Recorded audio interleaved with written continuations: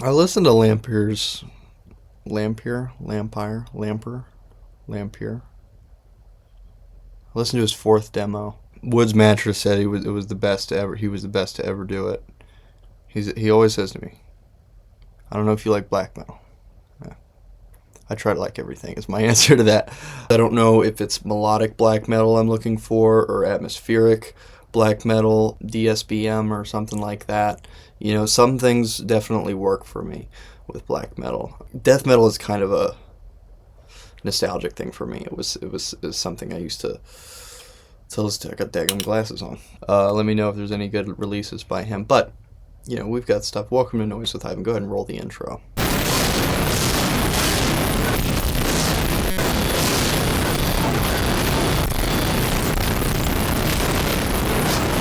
I did a little bit, and every once in a while I do a little bit of vaporwave and slushwave because they have full discographies available. So I mentioned like Neon City and labels like that.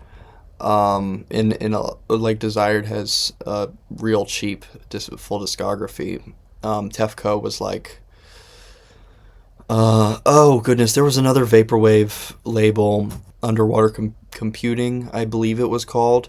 Pretty great. Like if you just want to have some vaporwave around, you just grab those for a few bucks. But sometimes with the Bandcamp discographies, it seems like you just want to listen to stuff you like, put it all on the wish list. If you were more organized, you would do that. I'm the kind of person that gets as much as possible, and then I have to sift through everything that I have. There are different ways to do it. I'm the sort of disorganized person that has to do things in mass. So that's sort of the way I've been going about it. And future shopping, the number one thing that I've noticed from him, there were a handful of releases that I did listen to. Bobby Caldwell was in that. Can I get that song out of my head? Very, very slowed down. But yeah, there's something about it. There's a real world building to Slushwave and stuff like that, and all the advertisements playing. You feel like you're in a mall, like an underwater mall, something like that. It's pretty cool to listen to all that stuff. Another big one, I decided to take a look at St. Elizabeth's discography, and the full discography was $1. And I don't know why I hadn't bought that sooner. I don't know if he recently marked it down to $1. Tremo and I are obviously big fans.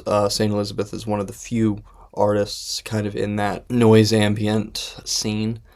And everything was already on Rate Your Music, so I just sort of added all that to my collection, listened to a few things, did some genre votes there. Well, I don't know if I did any genre votes. I don't know, but I added them all, because most of it was harsh and ambient noise walls, and a lot of it was Christian ambient stuff. So it kind of brought forth a little bit of, wow, I've been doing a lot of cataloging recently. I would really like to go on some listening journeys that I used to go on when I was putting the Christian ambient noise list together. I would listen to the whole record and type about what I was hearing, what was so awesome about it. It was cool. It was awesome. The Velasquez series, they're all based off of one guy's paintings. Velasquez, I hope I'm saying his name right.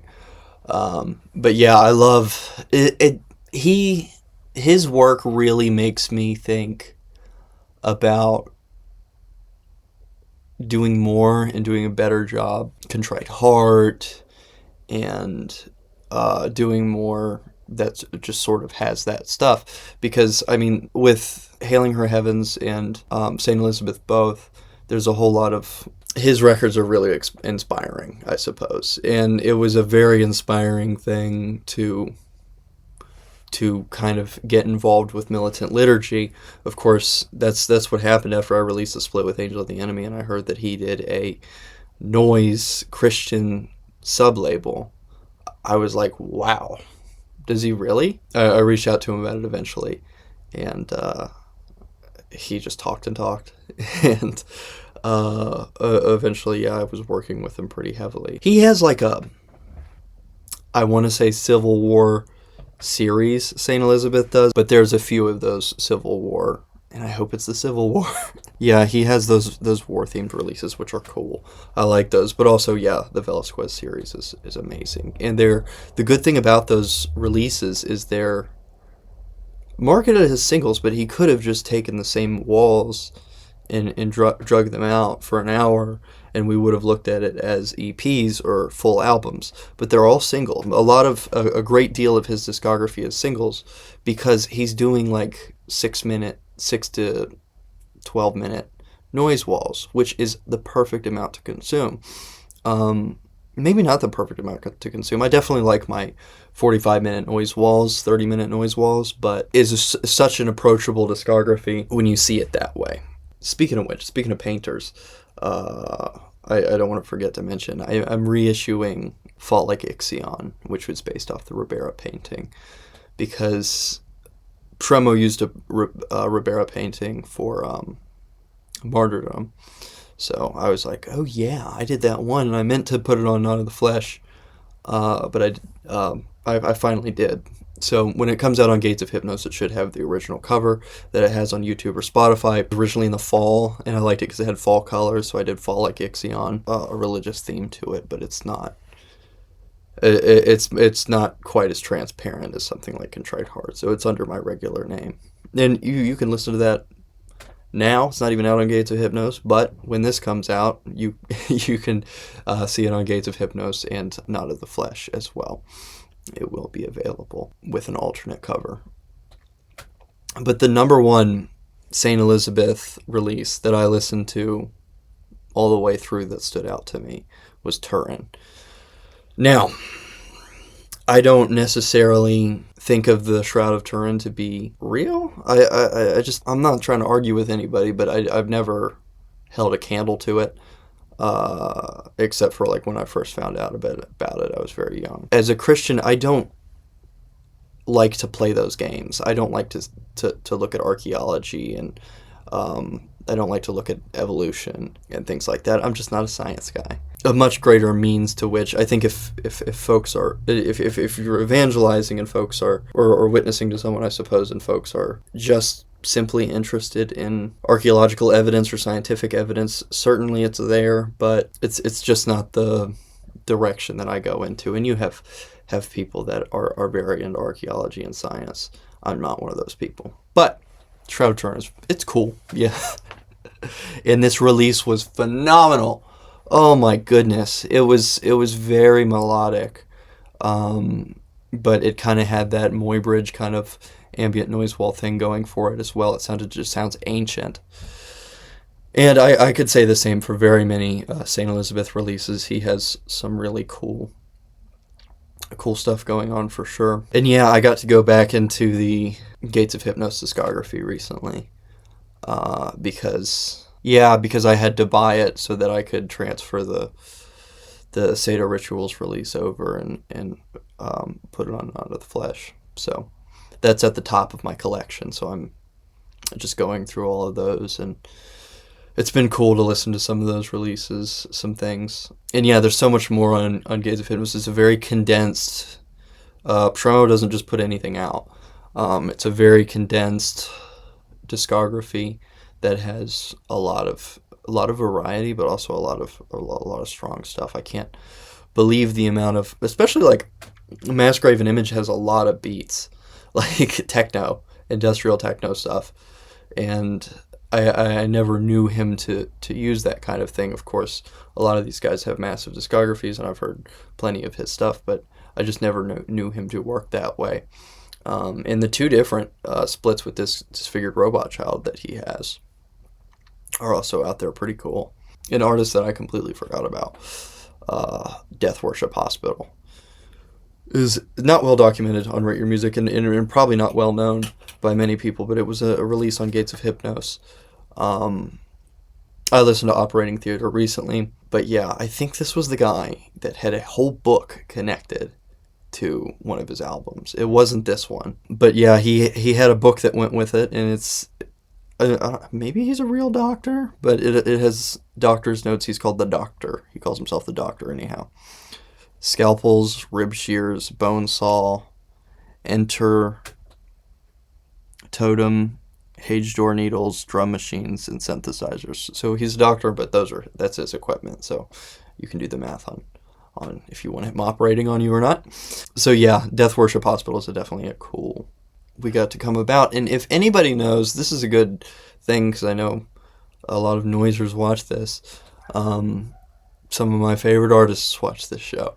ISDSTP with the X's. I'm a big fan of these releases. Definitely has some cool splits, and just the few releases that are on Gates of Hypnos. I think there's 3 or 4 that I really liked, just from Gates of Hypnos, and there's more than that. But his Bandcamp link, when I click it, doesn't go anywhere, and so I don't know what to do about that. I would really like to hear more and explore the artist and know what I'm listening to. But yeah, Spectator I listened to today, and it went ahead and added that to a list. And I did order an MP3 player. I'm actually gonna do it. I'm gonna do it, folks.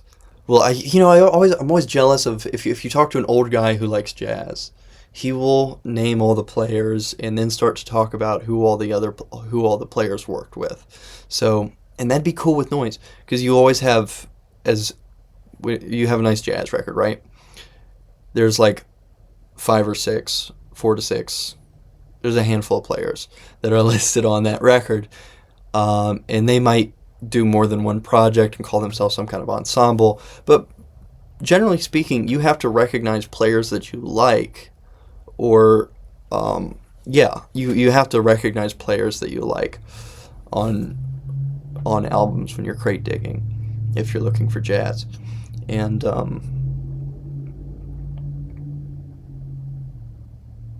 I always envy that. I always want to be like that. I always want to know all those jazz guys. And I don't listen to nearly enough jazz to do that. But hey, maybe we can do jazz with Ivan someday. And the other one I wanted to mention, I don't know if I ever mentioned it on here. I'm just trying to catch up because there are so many projects that I look at and I was like, yeah, that was a great release. And then I think back and I'm like, did I ever put that out? And one of the Angel of the Veil, #1. This was like Christian liturgical choral music. I was looking for a certain album that had a really high rating that was considered to be Christian liturgical music. These aren't albums with Christian themes. They're kind of like Dungeon Synth albums that have a choral approach. This release was so good and so solid. I mean, all Dungeon Synth artists have to do, all people who make music with MIDI, go back, look at the MIDI track, make sure that all the note placements are right. You may have heard that on some of my records. Sometimes there'll be a bang on some of the sometimes your keyboard just acts up. My keyboard acts up anyway, and the notes don't register at the level that you press them, or you'll press kind of hard and it'll come out really hard. I think we had to learn this in school. They have 120 receptors or something like that. So then, I'm always going in the MIDI editor and going, boo. We've all been there. But yeah, you just have to edit it, take out bad notes, take out sour notes, and actually play chords. Most MIDI keyboards will have to where you can switch to whatever mode you want to play in, so that you can just press keys and it's going to be tonal. I don't know. There's just a certain amount of editing that you have to go through when you're making music like that. It's not hard to make electronic music, but a little bit of time, like a couple days of mixing and a couple days of editing your MIDI, really, really takes an album so much further. Do not rush to get those Dungeon Synth albums out because there are a lot of crap Dungeon Synth albums. If something isn't working, if you make slush and it's just nothing's blending together, you can ditch it. You don't have to use it. You can, if you're a Dungeon Synth / noise artist, run that Dungeon Synth through a Strega, run it through a bunch of distortion and just make a bunch of noise out of it if you really need to use it. But, editing is where it's at. You just have to edit it. It's not that hard. But also, like, I know, if you like FL Studio, less so, but these softwares can be hard to make beats in. There are hip hop artists and engineers that just make beats all day. That's what they do. They're good at it. FL Studio users mostly. And there are people like me who use Pro Tools and are not good with rhythm. But you have to put enough effort forward, you know. Like, and I know that those functions are difficult, especially as a Pro Tools user. Maybe with Reaper as well, you would struggle quite a bit. I know that those functions are pretty difficult, but you don't just ignore musical structure. You are allowed. Your piece is important enough for you to put the extra effort in to put the beat there, you know. And I know a lot of noise and ambient artists put the beat there or re-record the keys. I most records I do. Most releases I do, if I play guitar on it or I sing on it, or especially if I'm playing guitar for somebody else, I'll practice that thing 25, 30 times. Even when I play guitar at church, I have to practice and practice and practice and practice. Like, I wear myself out practicing for that stuff. It's okay to put extra effort into a release. And that's what you can see with Angel of the Veil. And that was the reason why. And I'm kind of guilty of it myself. Yet, and I listen back to releases and hate that I did not put the extra effort in to fix small things, like those glitches, those beeps that you get in my record sometimes. I could just edit those out. And I do now, but I had a lot of stuff that could have been a lot better if I would have taken a lot more time. And yeah, Angel of the Veil was the reason that there was some record I did. Oh, the Contrite Heart release with Paul on the cover. Secret Prayer and Divine Contemplation, the very last bit of that was Angel of the Veil, was why I did that. I think I wanted to do it anyway, and there was another album that I'd listened to. So comment your favorite Christian liturgical dungeon synth-esque albums below. Anyway, thought I'd catch up real quick. Spent all day listening to music, so went ahead and recorded an episode. Thank you so much for watching. Be in prayer, Godspeed, and keep listening to music. Jam out to some stuff. Tell me what you're listening to. Like I said, I've been getting recommendations from Alex. It's working out pretty good.